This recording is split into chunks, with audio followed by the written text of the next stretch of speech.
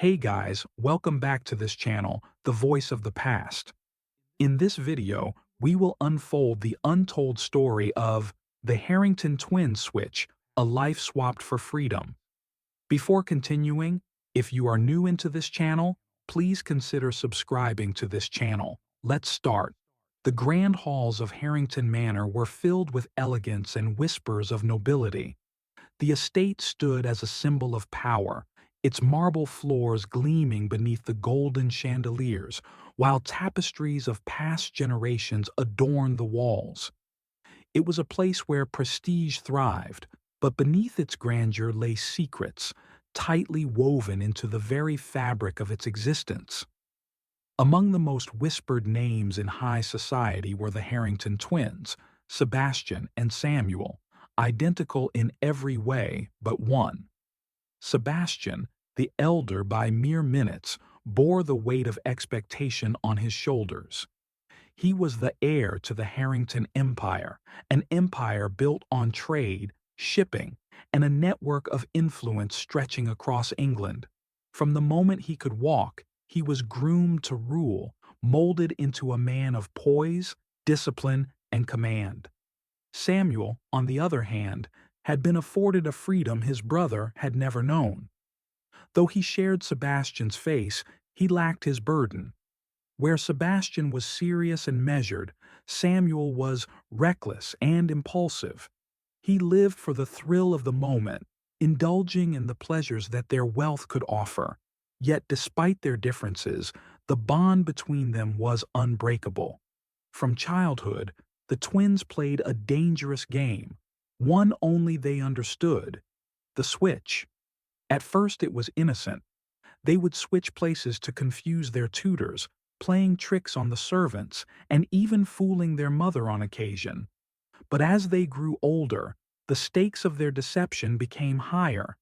They learned how to mimic each other perfectly, adopting each other's mannerisms, speech, and even handwriting. To the outside world, they were indistinguishable. However, as time passed, the game began to change. At 24, Sebastian found himself trapped in a world he did not choose. Their father, Lord Edward Harrington, was gravely ill, his once iron will now reduced to hushed conversations with physicians and concerned glances between family members. The weight of the empire now loomed over Sebastian's head like an executioner's blade. His future had been decided for him. He was to take over the Harrington name, command the business, and, as if that weren't enough, he was to be wed to Lady Eleanor Sinclair, the daughter of the Duke of Ashford. The marriage was not one of love nor of passion.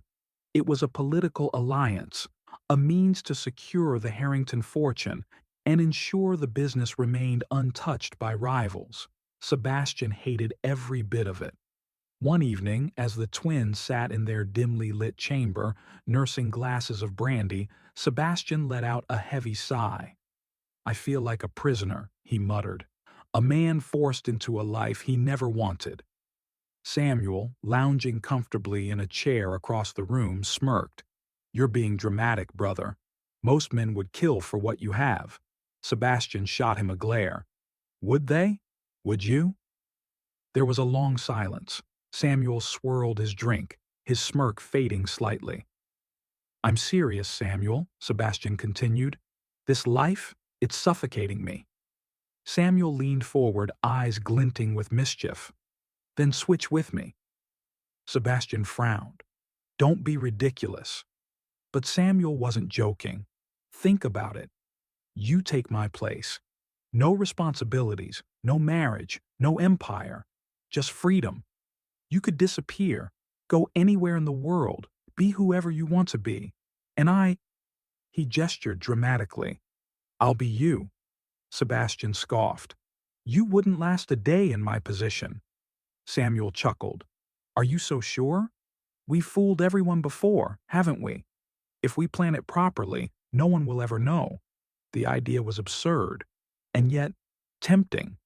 Sebastian had spent his life following the path laid before him, but what if, for once, he chose his own? "What about our father?" he asked after a pause. What if he notices? Samuel shrugged.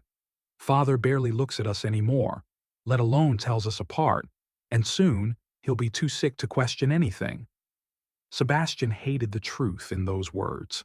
Their father's condition was worsening, and once he passed, the expectations would become chains around Sebastian's neck. For the first time in his life, he saw a way out, a real escape. What would happen if you were caught? Sebastian asked. Samuel leaned back, confidence in his grin. I won't be. The more they spoke, the more the idea solidified. They had fooled people before. They knew each other's lives inside and out. If they truly committed to it, they could trade places forever. Sebastian's heart pounded. If we do this, he said slowly, we can never switch back. Samuel raised his glass. Then let's make it count. As their drinks clinked together, the switch was sealed. But neither of them had any idea just how dangerous their deception would become. The night of the switch had arrived. The plan had been carefully crafted, each detail rehearsed until perfection. Sebastian would leave, disappearing into the unknown, while Samuel would take his place, stepping into the role of the Harrington heir. The twins stood before the grand mirror in Sebastian's chamber, identical in every way. Same height, same sharp jawline, same piercing blue eyes. But tonight, there would only be one Sebastian Harrington. You're sure about this? Sebastian asked, adjusting the cuffs of his tailored coat. Samuel smirked. It's a bit late for second thoughts, don't you think? Sebastian hesitated. The gravity of what they were doing was beginning to sink in. If their plan failed, the consequences would be irreversible. Samuel clapped a hand on his brother's shoulder. You'll be fine, Sebastian. You'll finally be free. Isn't that what you wanted? Sebastian exhaled. Yes. Then go, Samuel urged. I'll take care of everything. Sebastian had spent years trapped in the expectations of nobility, but now, for the first time in his life, he had a choice. Samuel handed him a small satchel containing gold coins, forged travel papers, and a new identity, that of a simple merchant's son named Elias Clark. It was risky, but necessary. The docks, Samuel reminded him. The ship leaves at midnight. Sebastian nodded. He took one last look around his lavish chamber, as if memorizing the life he was leaving behind. Then, without another word, he slipped into the servants' corridor and vanished into the night. Samuel turned to the mirror, straightened his posture, and let a slow smirk curve his lips. Now, let's see how good of an heir I can be. The morning. After Samuel awoke to the sound of urgent knocking, Lord Harrington, your father requests your presence immediately.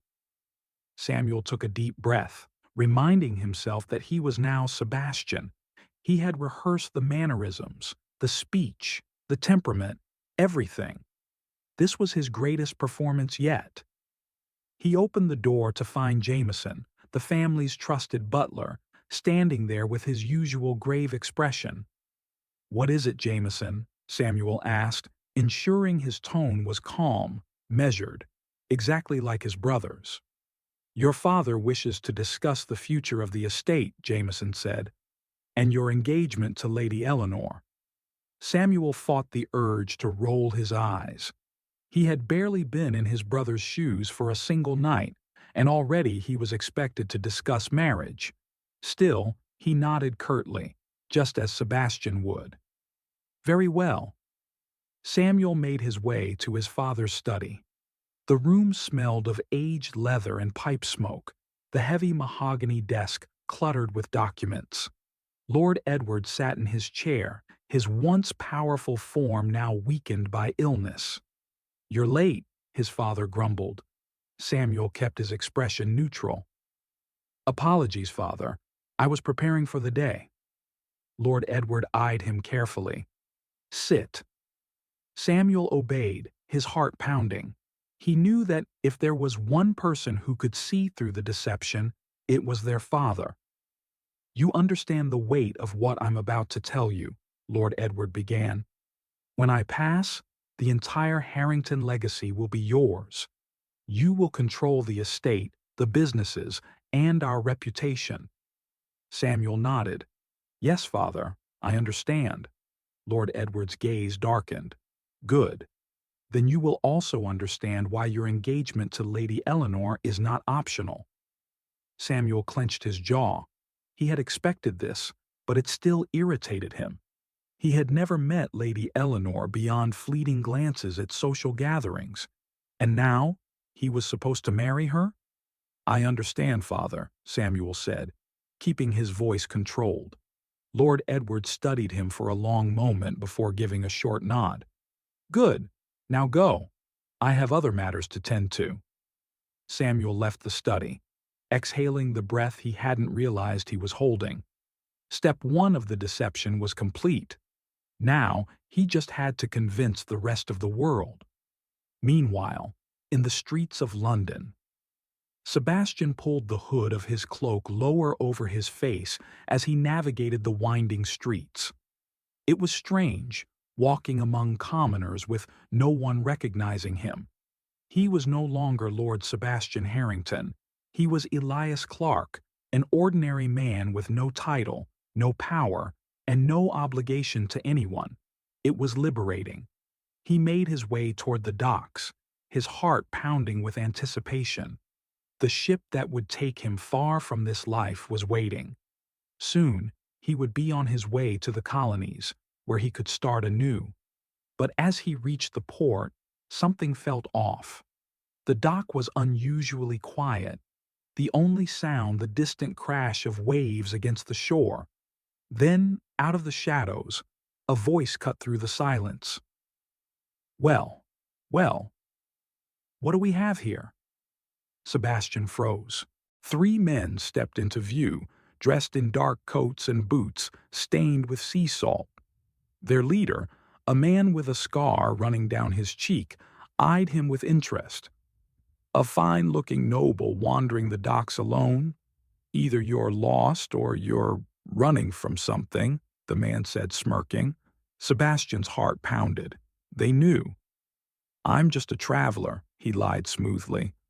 Looking for passage, the scarred man's grin widened. Is that so? He took a step closer.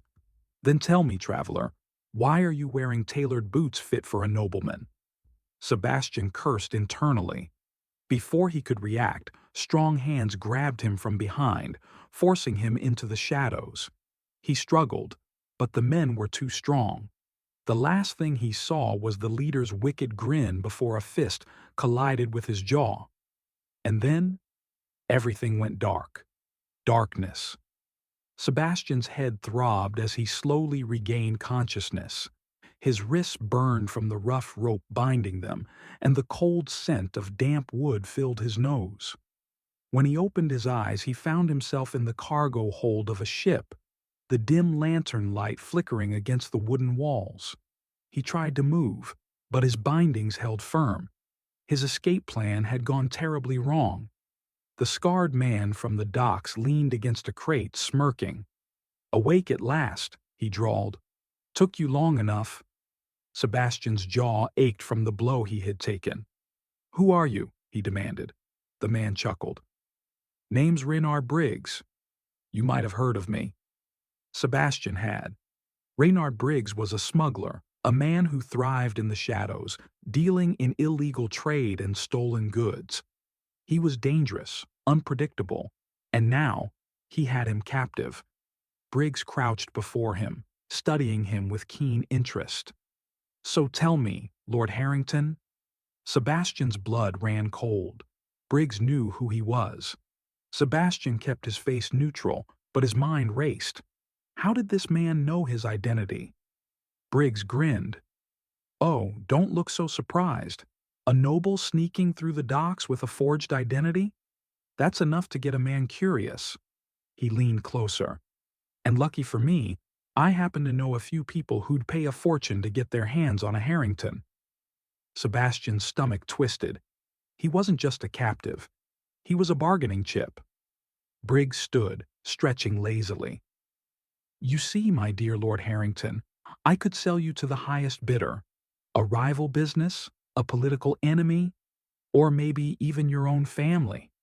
I'm sure your father would pay handsomely for your return." Sebastian gritted his teeth.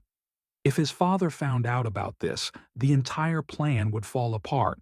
He had to get out before it was too late. Meanwhile, back at Harrington Manor, Samuel had never felt so alive. For the first time in his life, he was Sebastian, the powerful heir, the one everyone respected and feared. Over the past few days, he had attended business meetings, made key decisions, and charmed the aristocracy. No one suspected a thing, but there was one problem. Lady Eleanor Sinclair. Samuel sat in the parlor waiting for her arrival. Their engagement dinner was tonight, and he had barely spoken to her before. The doors opened, and she entered with quiet grace. Lady Eleanor was nothing like he expected. She wasn't the cold, detached noblewoman he had imagined. She was elegant but sharp-eyed, her presence demanding attention. "Lord Harrington," she greeted smoothly. Samuel rose, offering a polite smile. "Lady Eleanor." She studied him, tilting her head slightly. "You look different." Samuel stiffened. "How so?" She shrugged. "I'm not sure. Perhaps more relaxed than usual." Samuel forced a chuckle. "The burden of responsibility, I suppose." Eleanor's lips curved into the faintest smirk. "Indeed." Samuel realized he had to be careful. Eleanor was perceptive, dangerously so. As the evening continued, they dined together, engaging in polite conversation. But beneath the surface, Samuel could feel her watching him, analyzing every word, every gesture. By the end of the night, as he escorted her to the door, she paused and met his gaze. "You're hiding something," she murmured. Samuel's heart skipped a beat. Then, with a knowing smile, she turned and left. "She suspects something." Samuel clenched his fists. If Eleanor figured out the truth, everything would fall apart, back on the ship. Sebastian worked at his bindings, his fingers raw from the effort. He had to escape before the ship left port. A soft voice whispered from the shadows, "Stop struggling. You'll only make it worse." Sebastian turned sharply. A woman emerged from the shadows, her face partially hidden beneath a hood. She knelt and quickly cut his bindings with a hidden blade. "Come with me." Quietly. Sebastian didn't hesitate. He followed her through the dimly lit hold, past crates of stolen goods and barrels of rum. "Who are you?" he whispered. She glanced back. "Someone who doesn't want to see you sold to the highest bidder." They reached the deck. The port was still in sight. "Jump," she ordered. Sebastian hesitated. If he jumped now, he had a chance of escaping, but he still didn't know who she was or why she was helping him. "Why are you doing this?" he asked. She smirked. "Let's just say I have my own reasons. Now go." Sebastian took a deep breath, then leaped into the dark waters below. Sebastian hit the icy water, his body jolted by the cold shock. The port lights blurred as he fought against the waves, his lungs burning for air. He forced himself to stay afloat, kicking toward the shore. He could hear shouting behind him. Briggs had realized his escape. "Find him!" a voice bellowed. Sebastian swam harder, the adrenaline masking his exhaustion. His feet finally hit the muddy bottom, and he stumbled onto the docks, gasping for breath. His clothes were soaked, his body freezing, but he had no time to stop. He had to disappear before they caught him again. He turned into the nearest alley, vanishing into the night. At Harrington Manor, Samuel sat in his study, gripping the edge of the desk. Lady Eleanor's words from the night before echoed in his mind. "You're hiding something." She knew, or at least she suspected. A knock at the door interrupted his thoughts. Jameson, the family butler, entered, his face carefully composed. "Lord Harrington, there's a visitor at the entrance," he announced. Samuel arched a brow. Who is it? Jameson hesitated. A man named Mr. Carver. He claims to have urgent business with you. Samuel's pulse quickened. He had never heard the name before, but the way Jameson said it set him on edge. Send him in, Samuel ordered. A moment later, Mr. Carver stepped inside, a wiry man with sharp eyes and a demeanor that reeked of secrecy. He removed his hat, his lips curling into a knowing smile. Lord Harrington, Carver greeted smoothly. Or shall I say, the man pretending to be him. Samuel's blood ran cold. I don't know what you're talking about, he said carefully. Carver chuckled, stepping closer. Oh, I think you do. You see, my business involves information, and I have some very interesting information about two identical brothers switching places. Samuel clenched his fist beneath the desk. Someone knew. Someone had been watching. What do you want? Samuel asked, his voice dangerously low. Carver smirked. A simple arrangement. You pay me, and I forget I ever saw you. Otherwise, well, let's just say the real Lord Harrington might return sooner than you'd like. Samuel's jaw tightened. This was blackmail. He leaned back, forcing a smirk. You assume I fear my brother's return? Carver raised a brow. Don't you? Samuel didn't answer. He had worked too hard to claim this life. He wouldn't let a blackmailer take it away from him. You'll have your money? Samuel said finally. Carver's smile widened. Smart decision, Lord Harrington. As Carver left, Samuel exhaled slowly. He needed to find a way to silence this man, permanently. Sebastian's escape. Sebastian ducked into a darkened inn, his soaked clothes drawing curious glances from the patrons. He approached the counter, keeping his voice low. A room for the night, he said. The innkeeper, a gruff man with a skeptical gaze, eyed him before nodding. A silver coin. Sebastian handed it over and slumped onto the small bed, his body aching. He had escaped, but he was still in danger. As he lay there, a figure slipped into the room. He shot up, fists clenched, until he recognized her. The woman from the ship. You again? He muttered. She smirked, leaning against the door. You're welcome, by the way. Sebastian exhaled. I suppose I should thank you. She sat across from him, studying him with a knowing gaze. So, a nobleman running for his life. That's not something you see every day. Sebastian hesitated. He didn't know how much to trust her. I'm no nobleman, she laughed. You're a terrible liar. Sebastian sighed. And you are? She tilted her head. Let's just say I don't particularly like Reynard Briggs or his men. And I help people who have something valuable to offer me. Sebastian narrowed his eyes. And what exactly do I have to offer? She smiled. That's what I intend to find out. Sebastian knew he was stepping into another dangerous game, but for now, she was the only ally he had, and he would need all the help he could get. The heavy rain outside drummed against the roof of the small inn, mirroring the storm brewing inside Sebastian's mind. The woman, his unexpected savior, leaned against the wooden table, watching him with sharp, calculating eyes. Sebastian finally spoke. You still haven't told me your name? She smirked. I go by Marina. Marina, he repeated, testing the name on his tongue. And why did you help me, Marina? Her expression darkened slightly. Because I know what men like Reynard Briggs do to people they find valuable, and I couldn't let them get their hands on you. Sebastian's jaw tightened. You make it sound like you had a choice. She chuckled. Oh, I did. And I made the right one. He wasn't sure what to make of her.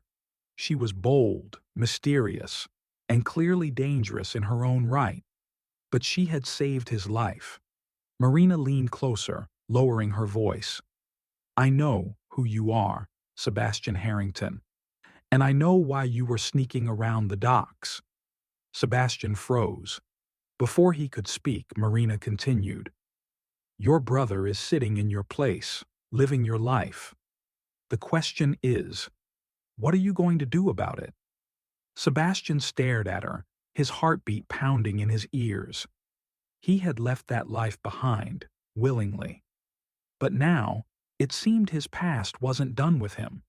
At Harrington Manor, Samuel was running out of time. Carver, the blackmailer, had given him 3 days to pay a substantial sum, money that would ensure his silence. Samuel paced the study, deep in thought. If he paid Carver, what guarantee was there that the man wouldn't come back for more? There was only one solution. Carver had to be eliminated. A knock at the door pulled him from his thoughts. Jameson entered, his face unreadable. "My lord, Lady Eleanor has arrived." Samuel exhaled slowly. Eleanor. The woman who had already begun to suspect something was amiss. He had to be careful. When he stepped into the grand drawing room, Eleanor was waiting, her piercing eyes fixed on him. "You summoned me?" she asked smoothly. Samuel offered a charming smile. "I wanted to spend more time with my future wife." She arched a brow. "How thoughtful." They sat, sipping tea in silence before Eleanor finally spoke. "You seem different, Sebastian." Samuel set down his cup. "How so?" She studied him. "More impulsive. You were always composed, but now it's as if you act without thinking." Samuel forced a chuckle. "Perhaps you're just seeing me as I truly am." Eleanor's gaze didn't waver. "Or perhaps you're not who you claim to be." Samuel's grip on the teacup tightened. Eleanor knew. Or at least, she was dangerously close to the truth. She smiled ever so slightly. "Tell me, my lord, do you fear your brother's return?" Samuel met her gaze, his mind racing. He had 2 problems now: Carver, the blackmailer, and Eleanor Sinclair. One way or another, he would have to eliminate the threats to his deception. In the shadows of London, Sebastian and Marina walked through the fog-filled streets, keeping to the darkness. "I need to leave the city," Sebastian said. "If Briggs is still looking for me, I'm not safe here." Marina shook her head. "You don't understand, do you? You're not just running from Briggs. There are whispers that your brother isn't who he says he is. Some people are beginning to question things." Sebastian frowned. "Like who?" She hesitated. "Lady Eleanor Sinclair." Sebastian's breath caught. Eleanor was on to Samuel? Marina continued. "She's too clever for her own good. If she exposes your brother, the entire switch will unravel." Sebastian didn't know how to feel. He had left that life behind. Did he really care if Samuel's deception was exposed? Then Marina added, "If Samuel is found out, the Harrington name will be disgraced. And trust me, people don't take kindly to imposters." Sebastian ran a hand through his damp hair. This wasn't just about Samuel anymore. If his brother's deception was revealed, the entire Harrington empire could crumble. He had a choice: walk away, or return to face his brother. After a long silence, Sebastian clenched his jaw. "I need to go back," Marina smiled. "Good, because I have a plan." Sebastian turned to her. "What kind of plan?" Her grin widened. "One that ends with you reclaiming your life." The air around Harrington Manor was thick with tension, the kind that preceded a storm. Inside, Samuel sat in his study, deep in thought. His time was running out. Eleanor was too close to the truth. Carver was a loose end. And worst of all, Sebastian was coming back. Samuel had fought too hard for this life to let it slip away now. He had to act, before they did. A knock at the door interrupted his thoughts. "My lord," Jameson entered, his voice low. "Lady Eleanor has requested an audience with you. She insists it's urgent." Samuel exhaled slowly. "Of course. Send her in," he said, keeping his expression neutral. Moments later, Eleanor swept into the room, her eyes glinting with quiet determination. "Sebastian," she greeted, though there was no warmth in her voice. Samuel forced a charming smile. "To what do I owe the pleasure?" Eleanor did not sit down. Instead, she stood near the fireplace watching him carefully. "You know," she mused, "I've been thinking about our past conversations." Samuel tilted his head. "Have you?" She nodded. "And something doesn't add up." Samuel's grip on the desk tightened. "You see," she continued, stepping closer, "I've known you since childhood. I know how you carry yourself, the way you speak, the way you think." She paused. "And yet, ever since your father's health began to decline, you've been different." Samuel chuckled, but his chest felt tight. "Perhaps stress has changed me." Eleanor smiled, a knowing smile. "Or perhaps," she whispered, "you are not who you claim to be?" Silence. For the first time, Samuel felt trapped. Eleanor took another step closer. "Tell me, Samuel, what would happen if the world knew the truth?" Samuel's heart pounded. She had called him Samuel. She knew. Before he could respond, a loud voice echoed through the halls. "Where is he?" Samuel froze. The doors burst open, and there, standing in the entrance of the study, was Sebastian, alive, unbroken, and back for what was his. The confrontation. The room was thick with tension as the twin brothers locked eyes. Sebastian, clad in a dark coat, his presence commanding, stepped forward. His gaze flickered to Eleanor, who looked utterly unsurprised. "Ah," she murmured, "right on time." Samuel's hands curled into fists. "So? You've returned." Sebastian's expression was cold. "Did you really think I wouldn't?" Samuel forced a smirk. "You abandoned this life, brother. You ran. I only stepped in to fill the void." Sebastian's eyes darkened. "You stole my name, my place. And now you would destroy everything our family built just to keep your lie alive." Samuel stood up slowly. "You never wanted this life, Sebastian. You were always weak, always looking for a way out. I was the one who embraced it. I was the one who made it stronger." Sebastian's jaw clenched. "You're a fraud, Samuel. And it's over." Samuel let out a soft laugh. "Is it? Because from where I stand, I still hold the power." Sebastian took another step forward. "Not anymore." Guards entered the room. Samuel's smirk vanished. Eleanor, standing beside Sebastian, crossed her arms. "I took the liberty of alerting the Duke of Ashford of some inconsistencies in your records." Samuel's blood turned to ice. The guards moved in.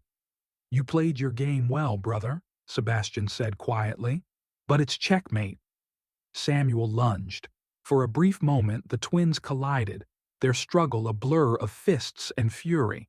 But Samuel was weakened by his paranoia, his desperation. And Sebastian? He had returned with purpose. With a swift motion, he overpowered Samuel, slamming him onto the desk. The guards seized him. Samuel struggled, breathing heavily, but it was over. "Take him," Sebastian ordered. The guards dragged Samuel Harrington, the man who had nearly stolen everything, out of the room, and just like that it was finished. A new beginning silence settled over the room. Sebastian turned to Eleanor. "You knew, didn't you?" She gave him a small smile. "I suspected, but I needed proof." Sebastian exhaled, shaking his head. "You really are too clever for your own good." Eleanor tilted her head. "You say that like it's a bad thing."